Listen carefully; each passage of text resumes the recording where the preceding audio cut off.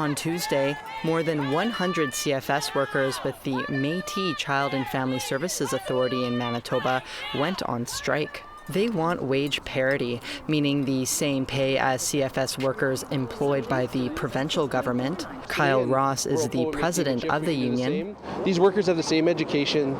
They support the same types of families and same types of individuals that need these supports, and we really think they should be paid the same as everybody else. The striking workers are employed by two agencies governed by the Manitoba Métis Federation, Métis Child and Family Services and Métis Child and Family Community Services, or MCFCS. Their contracts expired 2 years ago in January 2023 and show social workers at bottom of scale earning between $24.58 and $36.28 an hour, depending on classification and agency. With everything that's going on in the environment, with inflation, all these things, these workers are feeling those pinches. But the strike doesn't fit right with Métis foster parent Rachel Willen.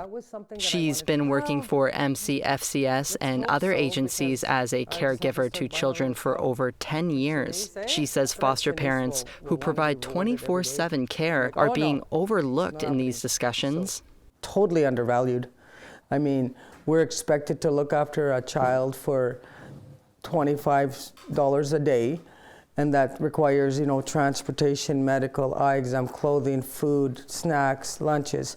That requires all of that, but yet a social worker gets, $27, $28, sometimes $32 an hour, and this is what we get a day.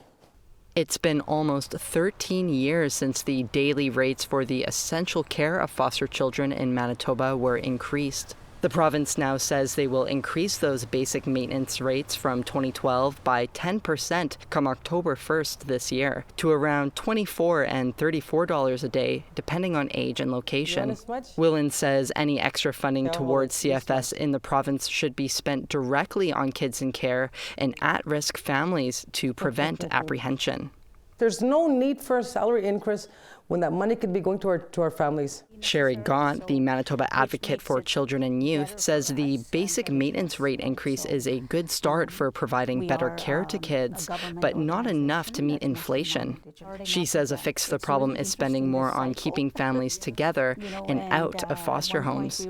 Children deserve to be raised by their own families, and children deserve to know who they are and where they come from, and be able to identify with their own families rather than coming into foster care. Kinship caregivers who provide care to family members in the system currently receive less than foster parent rates. Manitoba Families Minister Nahani Fontaine said in an emailed statement on March 7th that the province will be investing $10 million towards customary and kinship caregivers who provide care to those family members. The Manitoba Métis Federation laid off 63 workers about 2 weeks prior to the strike, citing lack of funding resulting from jurisdictional disputes between the province and federal government on who should pay. MMF Minister of Housing Will Goodon commented on the strike in an unrelated interview. Minister Bjors and President Chartrand have made it clear on several occasions that at the end of the day it is the children and it is the families, and that's why we fought so hard to have our own authority and agencies to keep those kids in community, in family, and the funding, the fight over the funding is tough.